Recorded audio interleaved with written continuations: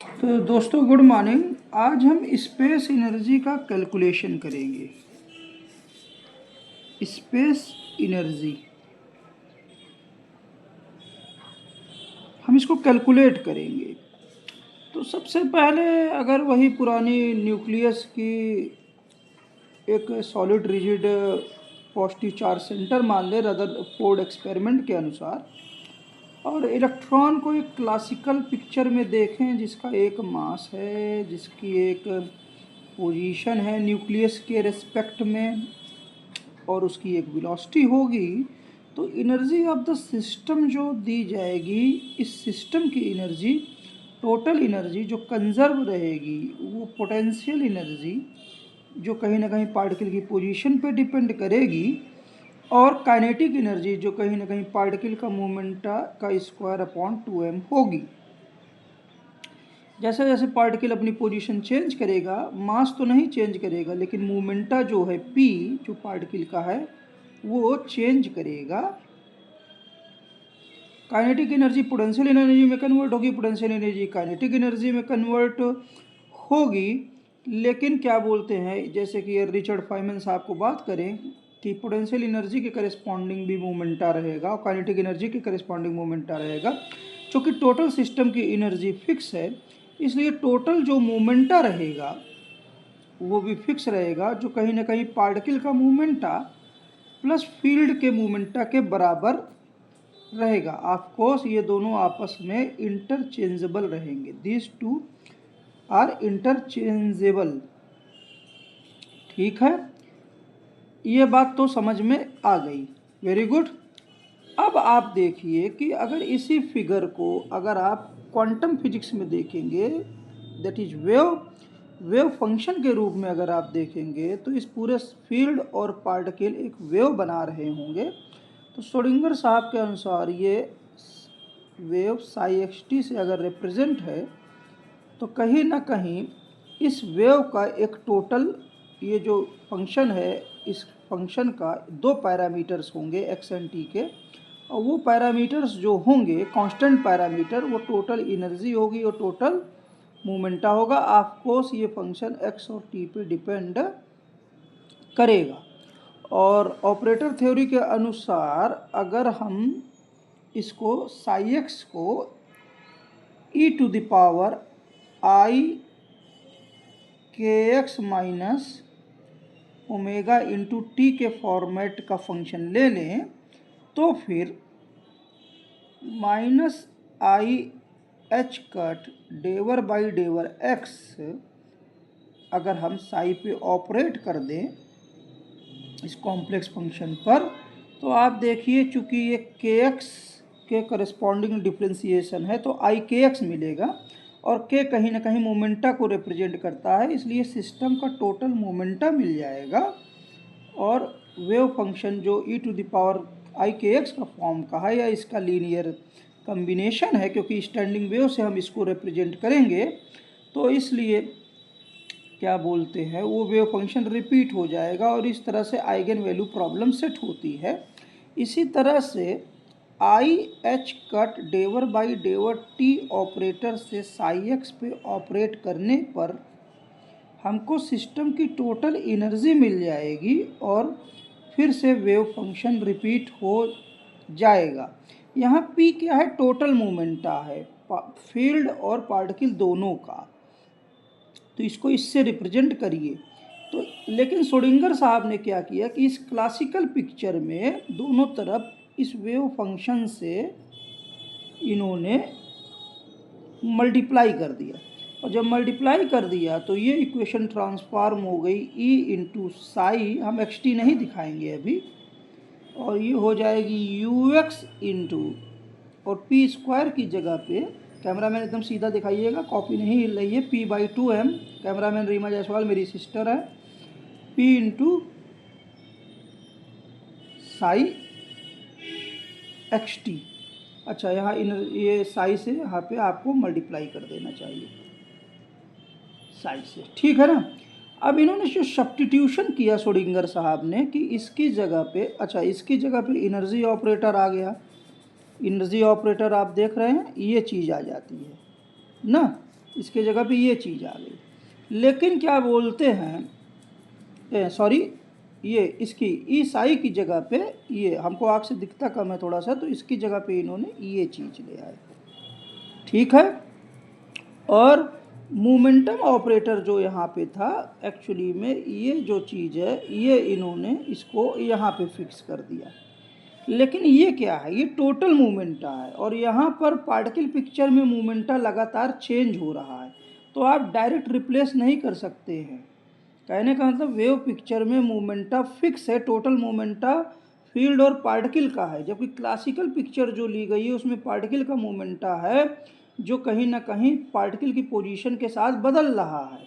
लेकिन जब दोनों पिक्चर को हम मिक्स करते हैं, दोनों को साई एक्स से दोनों तरफ मल्टीप्लाई कर देते हैं और फिर इस साई एक्स के जगह एनर्जी वाला ऑपरेटर डेवर बाई डेवर टी और ये अप्लाई कर देते हैं और और ये particle momenta multiplied by Sai की जगह पे हम total momenta multiplied by Sai x T रख देते हैं। तो इसका मतलब क्या हुआ कि क्लासिकल पिक्चर में जो मास एक जगह है जिसका मास m फिक्स है, आपको वेलोसिटी बदल रही है, क्वांटम पिक्चर इसकी क्या हो जाएगी, करेस्पॉन्डिंग क्वांटम पिक्चर में क्या हो जाएगा कि मास और ये जो फील्ड है वो एक एंटाइटी है और ये एक एंटाइटी तभी रह पाएंगी जब मास और फील्ड जो है आपस में E बराबर mc² से इन दोनों का मोमेंटा आपस में इंटर कन्वर्टिबल है कि टोटल मोमेंटा जो सिस्टम का है वो कांस्टेंट है और वही टोटल मोमेंटा कहीं ना कहीं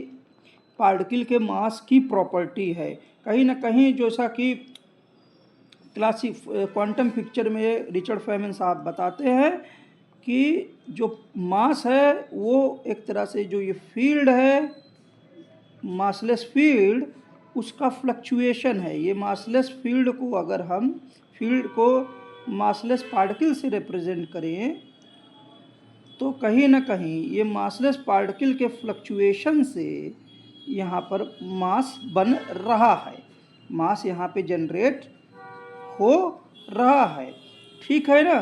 तो ये क्वांटम पिक्चर है और कोई जो ही नहीं मास यहीं हो, मास कई जगह और जहाँ पे भी इस मासलेस पार्टिकल इस तरह से फ्लक्चुएट करेंगे कुछ जगह और, तो मास को एज अ क्लाउड आपको रूप में देखना है। क्लाउड के रूप में आपको जिस जगह पोजीशन सबसे अच्छी से दिख रही है वो पार्टिकल है और वहाँ पे आप सिस्टम सी पोटेंशियल एनर्जी आप रिप्रेजेंट कर सकते हो उस तरह से। और बाकी इसका जो मास है पार्टिकल में नहीं है, यहाँ फील्ड में कुछ फैला हो सकता है।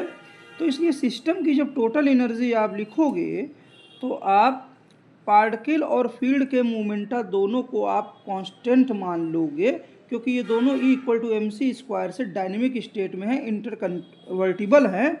और अगर क्लाउड में मास बहुत थोड़ा है, ना के बराबर की हम मैथमेटिकली शो भी ना करें या इसमें न लें, तो कम से कम इस पार्टिकल और फील्ड को एक एंटाइटी मानिए और एक दूसरे में E=mc² से कन्वर्टिबल हैं। और ये मास का ही मोमेंटा नहीं, फील्ड का मोमेंटा भी मास के अंदर ही होगा और ये मूव भी कर रहा है। तो टोटल एनर्जी सिस्टम की जो दी जाएगी, ये जो इस पार्टिकल और फील्ड एक एंटाइटी हैं, ये पूरा मास फैला हुआ है, मान लीजिए अंदर फील्ड अकाउंट भी है, तो टोटल मोमेंटा इस मास का p²/2m हो जाएगा, जहाँ p क्या है, टोटल मोमेंटा जो अब कांस्टेंट है, प्लस ये जो भी मास है जो अपने अंदर फील्ड लिया हुआ है जिसका टोटल मोमेंटा pt है, इसकी अपनी एक रेस्ट मास एनर्जी है और वही पोटेंशियल एनर्जी में रिप्रेजेंट होगी और जिसको हम क्या बोलते हैं, mc² से रिप्रेजेंट कर सकते हैं, रेस्ट मास एनर्जी से। m क्या है, पार्टिकल का मास प्लस फील्ड में जो पार्टिकल का मास है। आमतौर में चूँकि फील्ड के फ्लक्चुएशन से ही पार्टिकल दिख रहा है, तो जो भी मास होगा ज़्यादातर इसके अगल बगल ही होगा।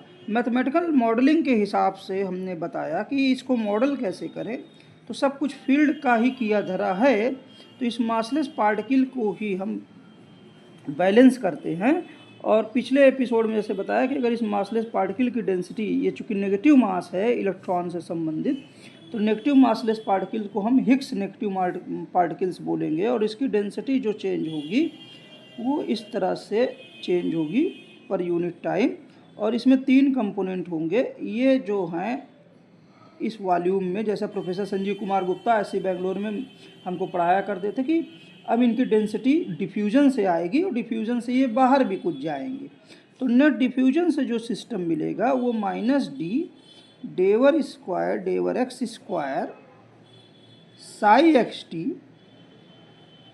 और दूसरा टर्म जो हो जाएगा, ये मास चूँकि मूव कर रहा है तो ये नेगेटिव मासलेस फील्ड के साथ इंटरेक्ट कर रहा है तो इसको वापस भी ठेलेगा, तो रिबाउंड टर्म हो जाएगा। वेलोसिटी जो सिस्टम की पोटेंशियल एनर्जी ux पे डिपेंड करेगी, उस चूँकि सिस्टम का मास फील्ड के इन पार्टिकल्स के ओवरलैप से ही मास आ रहा है तो मास चेंज हो रहा है, तो इसलिए सिस्टम की पोटेंशियल एनर्जी भी पोजीशन के साथ चेंज होगी और यही वेलोसिटी को निर्धारित करेगी। कितने को ठेलेगा? जितने मासलेस पार्टिकल इस पूरे मास के अगल बगल रहेंगे पर यूनिट वॉल्यूम उसके प्रोपोर्शनल हो जाएगा।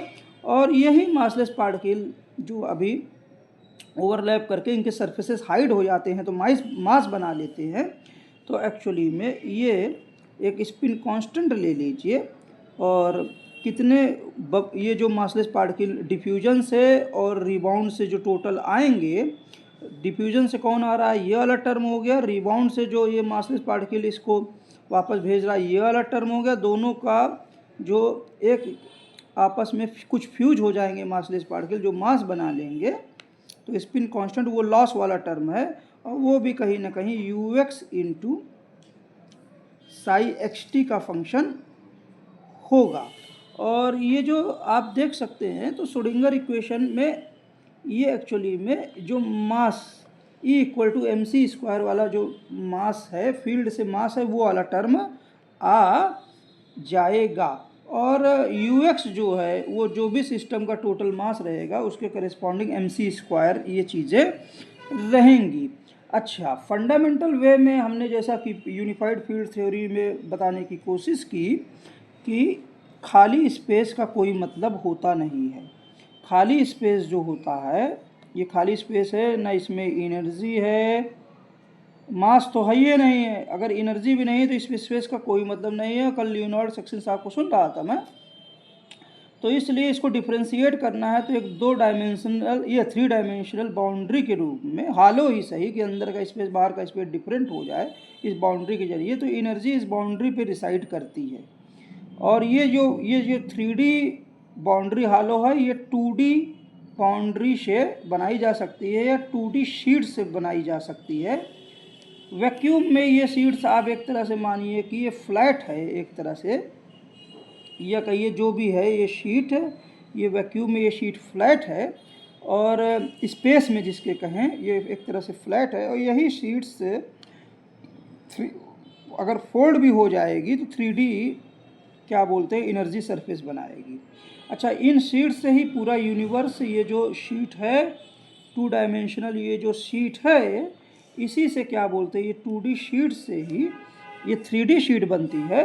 और यही इसी शीट्स में light as a disturbance travel करती है। तो स्पेस हो चाहे मास हो सभी इन्हीं 3D शीट से बन रहा है।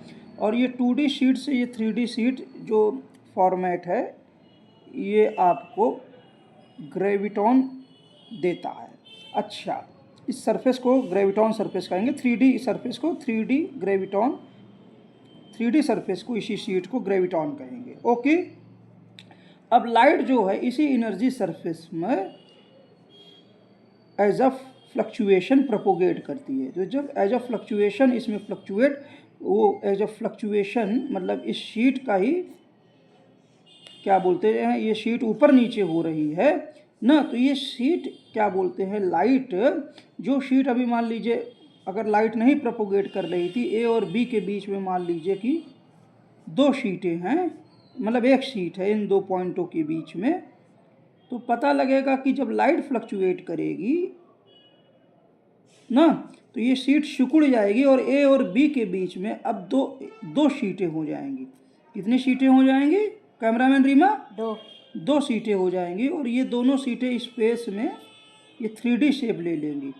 तो एक्चुअली में जहाँ एक ग्रेविटॉन मॉलिक्यूल था लाइट के प्रोपोगेशन पे, अब यहाँ पर a and b 2 graviton molecule हो गए। स्पेस में जहाँ एक ग्रेविटॉन मॉलिक्यूल है ए और बी के बीच में, अब यहाँ लाइट के प्रोपोगेशन पे 2 ग्रेविटॉन मॉलिक्यूल हो गए।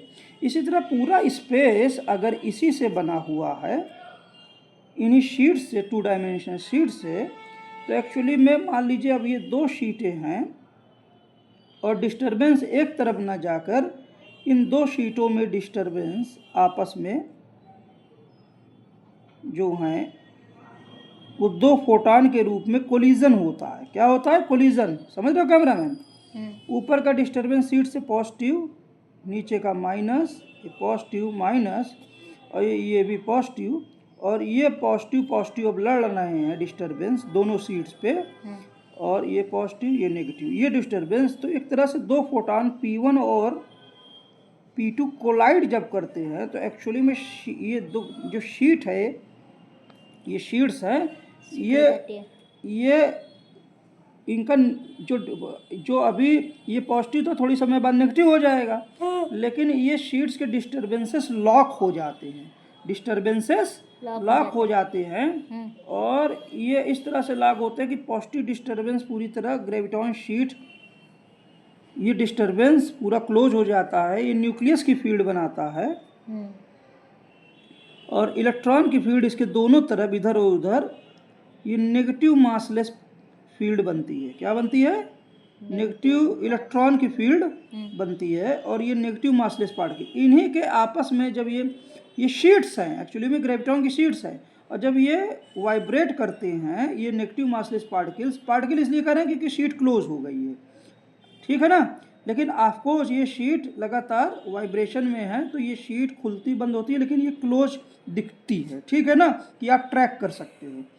और यही शीट्स आपस में जब, यही सरफेसेस जब आपस में क्या कर जाए, ओवरलैप कर जाए ना, तो ये सरफेसेस जो हैं अब अंदर छुप जाते हैं, और ये हिडन सरफेस अब फील्ड के लिए, जैसे ये ओपन सरफेस है तो फील्ड को बना रहा है, फील्ड को डिफाइन कर रहा है, लेकिन जब सरफेसेस लॉक हो जाएंगे, और जाहिर सी बात है ये सरफेस इस तरह से गोल गोल मतलब डिस्टॉर्टेड क्यों हुए हैं? लाइट की वजह से। किसकी वजह से?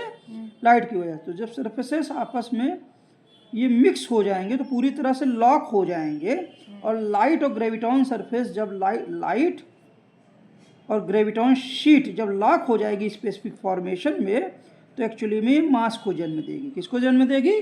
मास को। तो उसी के लिए ये इक्वेशन लिखी गई थी। अगर ये मॉडल ग्रेविटॉन शीट का सही है तो कहने का मतलब है कि अगर स्पेस में ए और बी के बीच में केवल एक शीट है ना, और इसमें अगर लाइट जाएगी तो नंबर ऑफ शीट्स बढ़ जाएगी, और अगर लाइट कोलाइड करेगी तो वो मास भी बना लेगी, तो एक्चुअली में अगर स्पेस में एक ही वॉल्यूम में नंबर ऑफ 2D शीट्स जो थी वो कुछ थी, एक शीट की एनर्जी अगर हम कहें कि इस शीट को मास मेजर नहीं किया जा सकता क्योंकि इसी शीट के रिलेटेड में फील्ड और मास डिफाइन होता है, लेकिन इस शीट की एनर्जी फिर भी स्पेस में इस ग्रेविटॉन शीट की जो एनर्जी है, energy of this graviton sheet या ग्रेविटॉन शीट या स्पेस में एक ग्रेविटॉन की जो एनर्जी है वो एक्चुअली में इसके एरिया के प्रोपोर्शनल होगी,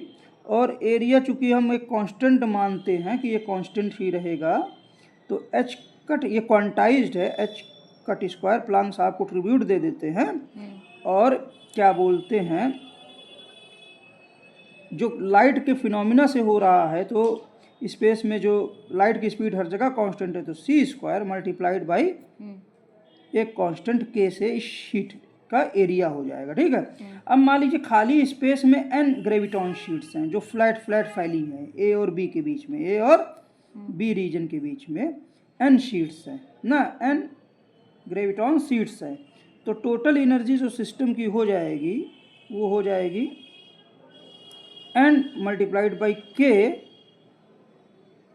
H cut square c square, ये हो जाएगी, ठीक है। लेकिन अब यही क्या बोलते हैं, जब इन्हीं शीट में लाइट आएगी, क्या आएगी? Light as a disturbance flow करेगी, तो नंबर ऑफ ये डिस्टर्बेंस आपस में फिर ये सिस्टम बना लेंगे। कौन सा सिस्टम? पॉजिटिव नेगेटिव डिस्टर्बेंस, और इसमें ये वाला सिस्टम। तो इन्हीं दो स्पेस के बीच में इसी वॉल्यूम में अब मैटर बन जाएगा। क्या बन जाएगा? मैटर। और हर एक मैटर पॉजिटिव और नेगेटिव डिस्टर्बेंस और मास के साथ रिप्रेजेंट होगा, हर एक पॉइंट इस तरह से रिप्रेजेंट होगा। तो अगर ये यूनिट वॉल्यूम ले लें तो इसकी अगर मैटर की डेंसिटी रो है तो इसकी total energy rest mass energy rho सी स्क्वायर होगी। क्या होगी? आइंस्टीन इक्वेशन से रो सी स्क्वायर ना, क्योंकि ई बराबर होता है एम सी स्क्वायर। लेकिन मास तभी आएगा जब ये शीट्स आपस में फिक्स हो जाएंगी डिस्टरबेंस लेकर, ठीक है ना। तो इसलिए क्या बोलते हैं, ये लाइट जो डिस्टरबेंस लॉक है, जो एक्स्ट्रा शीट है वो शीट को रिप्रेजेंट करेगा। ये टोटल एनर्जी रो सी स्क्वायर हो जाएगी, ठीक है। लेकिन अगर मॉडल से चलें तो हर एक एटम इस तरह से रिप्रेजेंट होगा, तो ग्रेविटॉन शीट से ही बना हुआ है, तो light number of graviton sheets को बढ़ा देती है, नंबर ऑफ ग्रेविटॉन शीट्स को बढ़ा देती है और उसको लॉक कर देती है इस रीजन में। तो टोटल नंबर ऑफ अगर शीट्स का एरिया कैलकुलेट कर ले हम ना, तो सब कुछ बात कायदे से आ जाएगी। तो यहाँ पे साई क्या है? साई हमने बताया कि ये मासलेस, जो ये मासलेस पार्टिकल्स हैं उसकी डेंसिटी पर यूनिट वॉल्यूम है। क्या है? पर यूनिट वॉल्यूम है, पर यूनिट वॉल्यूम है। तो हमको कुछ नहीं करना है, हमको जो ये डेंसिटी है साई एक्स की एटॉमिक लेवल पे अगर देखें तो एटॉमिक लेवल पे अगर एक एटम को कैलकुलेट करें तो एक एटम के लिए साई एक्स से हम शीट एरिया कैलकुलेट करने की कोशिश करें तो वो हो जाएगा integral Sai x T of course. ये 3 डायमेंशन में एक यूनिट वॉल्यूम अगर एक एटम का वो हम कैलकुलेट करें तो वेव फंक्शन जो भी रहेगा और मल्टीप्लाइड बाई डी वी, ये एक एटॉमिक वॉल्यूम है। लेकिन इसमें टोटल कितना है? इसमें जो डेंसिटी है वो 1 यूनिट वॉल्यूम है, मतलब इसमें मास रो है। तो अगर इसको अगर तो इससे ये नेगेटिव मासलेस पार्टिकल्स की टोटल संख्या आ जाएगी और यही क्या बोलते हैं, इन्हीं को मल्टीप्लाई, ये जो प्रोपोर्शनल होगी किसके? K2 टाइम्स जो एक ग्रेविटॉन शीट का एरिया है, क्योंकि लाइट जब फ्लो करेगी तो इसी स्पेस में नंबर ऑफ शीट्स बढ़ रही हैं, नंबर ऑफ शीट्स बढ़ रही हैं तभी एनर्जी बढ़ेगी। तो ये तो एक शीट का जो K2 और ग्रेविटॉन सरफेस का एरिया जो हमने अभी आपको बताया वो किसके प्रोपोर्शनल है? जो वैक्यूम में था KH cut square C square. तो अब ये 2 कांस्टेंट आ गए, अब एक जो है ये 2 कांस्टेंट आ गए, ठीक है।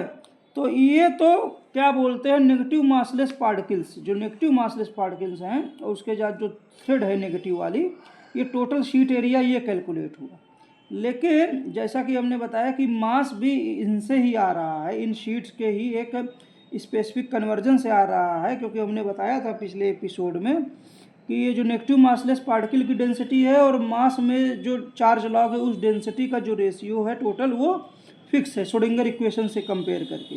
तो इसलिए मास में जो शीट्स लॉक हो गई हैं वो भी इसी के प्रोपोर्शनल होंगी। तो एक तीसरा कांस्टेंट से इलेक्ट्रॉन के मास से गुणा कर देंगे, मतलब तीसरा कांस्टेंट से अगर गुणा कर देंगे इसी नंबर ऑफ पार्टिकल्स को, तो जो फिक्स्ड मास है उसमें जो टोटल लॉक है वो पता हो जाएगा।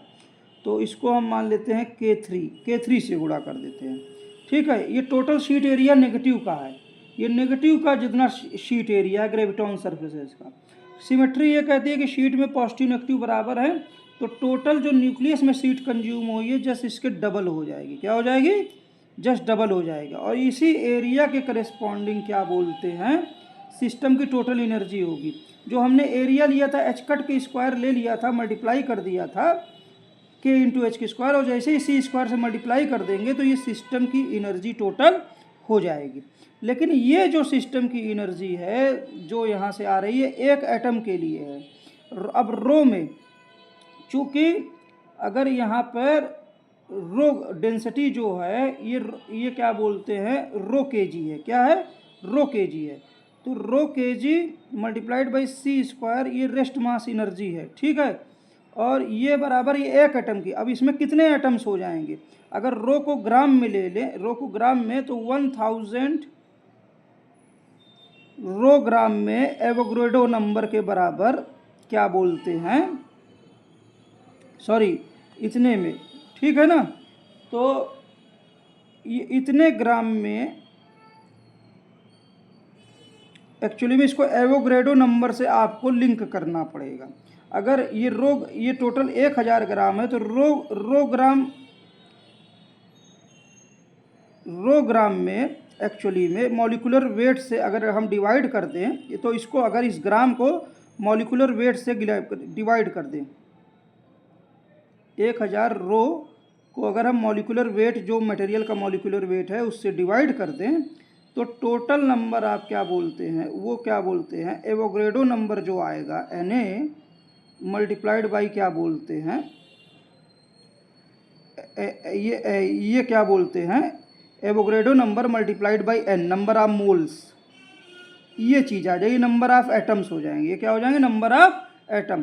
तो इसलिए ये जो रोसी स्क्वायर है, ये रोसी स्क्वायर बराबर, इसको आप ये क्या बोलते हैं, इक्वेशन को अगर हम लिखें तो रोसी स्क्वायर, जहाँ ये केजी पर मीटर क्यूब में है, तो ये बराबर ये जो टोटल एनर्जी है मल्टीप्लाइड बाई क्या बोलते हैं, नंबर ऑफ एटम्स, क्योंकि यही वेव फंक्शन रिपीट होगा ना, number of atom. Number of atoms क्या हो जाएंगे, वो ये हो जाएंगे 1000 इंटू रो, ये टोटल ग्राम में, अपॉन ये नंबर ऑफ मोल्स आ गए, और एक मोल्स में क्या बोलते हैं, ये Na आ गया, और एक इसको क्या बोलते हैं, नंबर ऑफ मोल्स, ये N के बराबर हो जाएगा, और इसको हम Na से एवोगैड्रो नंबर से बराबर कर दें, ठीक है ना। ये दोनों एनर्जीज बराबर होंगी, नहीं, ये दोनों एनर्जीज बराबर नहीं होंगी, ये टोटल ग्रेविटॉन सीड्स हैं। इस पूरे मास में जो एटम्स बने हैं, इन एटम में टोटल ग्रेविटॉन सीड्स हैं, ये सारी सीड्स हैं। और जब ये मास, जो आइंस्टीन का फार्मूला है E equal to rho C square या E equal to MC square, ये तभी लागू होता है जब शीट्स लॉक हो जाएं। जब शीट्स जो हैं, जब तक शीट ओपन रहती है, स्पेस में फ्री रहती है या फील्ड में फ्री है, तो आप ये फार्मूला नहीं लगा सकते हो, शीट्स लॉक होने में ही लगा सकते हो। इसलिए इन दोनों का ही डिफरेंस वास्तव में स्पेस की एनर्जी को देगा, पर यूनिट वॉल्यूम इनका डिफरेंस ही क्या बोलते हैं, स्पेस की एनर्जी को ये देगा। कहने का मतलब है सारे कांस्टेंट K3 K2 सारे कांस्टेंट और ये सब हम एक तरफ रख लें, तो इन दोनों का डिफरेंस ही वास्तव में 2 को एक साथ रख लें, तो मोटा मोटा जो हमारा वेव फंक्शन है, चाहे कॉम्प्लेक्स तरीके से कैलकुलेट करें चाहे जिससे कैलकुलेट करें, वेव फंक्शन का जो इंटीग्रल है, वेव फंक्शन का जो इंटीग्रल है पूरे वॉल्यूम में, एटॉमिक वॉल्यूम में, और इसको क्या बोलते हैं, एक कांस्टेंट से हम मल्टीप्लाई कर दें, एक आर्बिट्री कांस्टेंट, तो ये कहीं ना कहीं ये जो फैक्टर है वो एक्चुअली में इस, और ये माइनस रो सी स्क्वायर, ये क्या बोलते हैं, आपको वैक्यूम की टोटल क्या बोलते हैं, स्पेस की एनर्जी देगा, space energy, space density energy per unit volume वो देगा। तो क्या देगा ये, स्पेस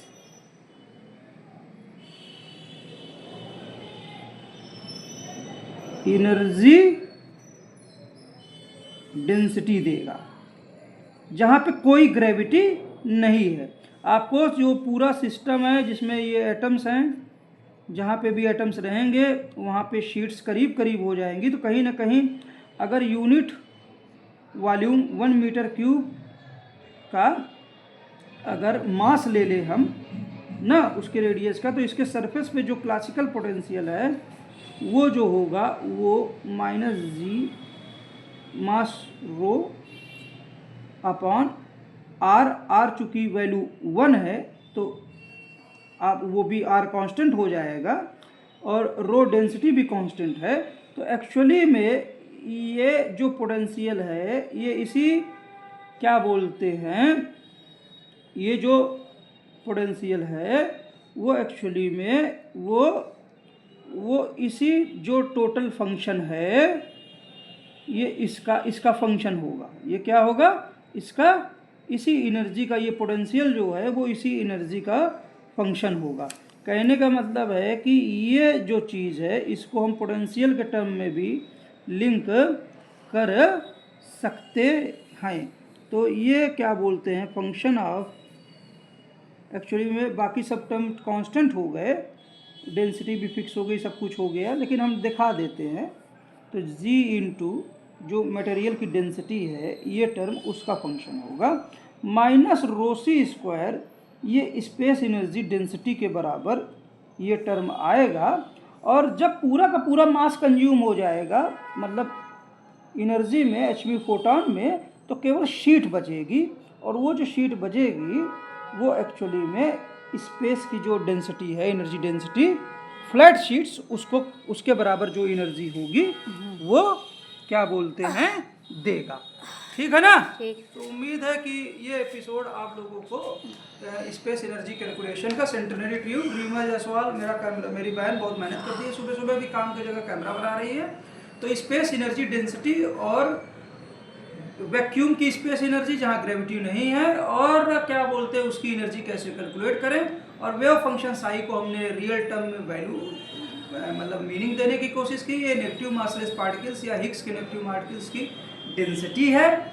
स्पिन कांस्टेंट भी हमने बताने की कोशिश की, और कैसे ये सब ग्रेविटॉन शीट के जरिए जब लाइट किसी शीट में फ्लो करती है ना, देखिए लाइट के लिए मास की रिक्वायरमेंट नहीं है, अगर लाइट फ्लो करना है तो मास की रिक्वायरमेंट नहीं है, लेकिन लाइट के फ्लो के लिए एक एनर्जाइज्ड स्पेस की वो है, क्योंकि वैक्यूम में अगर लाइट फ्लो कर रही है तो लाइट के फ्लो करने से पहले भी उसमें कुछ ना कुछ वैक्यूम एनर्जी थी। अगर वो एनर्जी नहीं रहेगी तो लाइट फ्लो ही नहीं करेगी। तो वो एनर्जी ही वास्तव में मीडियम का काम करती है लाइट के फ्लो करने के लिए, और यही जब फ्लो होता है तो ये एनर्जी जो है, जब लाइट लॉक हो जाती है मैटर में और फील्ड में, तो कहीं ना कहीं वो E बराबर mc स्क्वायर बनाती है, लेकिन वो एनर्जी जब लाइट के रूप में निकल जाती है तो बाकी एनर्जी वैक्यूम की बचेगी, वही 2D शीट्स की बचेगी। इसीलिए साई का जो हमने इंटीग्रल लिया पर एटम के वॉल्यूम में, और मल्टीप्लाइड बाई हमने पूरे मटेरियल के वॉल्यूम में जब उसको इंटीग्रेट कर दिया, तो वो टोटल एनर्जी होगी जो स्पेस की भी एनर्जी लिए रहेगी, माइनस जब रोसी स्क्वायर से माइनस करेंगे तो जो फोटॉन में और डिस्टर्बेंस के कारण एक्स्ट्रा सीट जुड़ गई है उस एनर्जी को माइनस करेंगे तो वो स्पेस की एनर्जी आपको दे देगा। Thank you sir.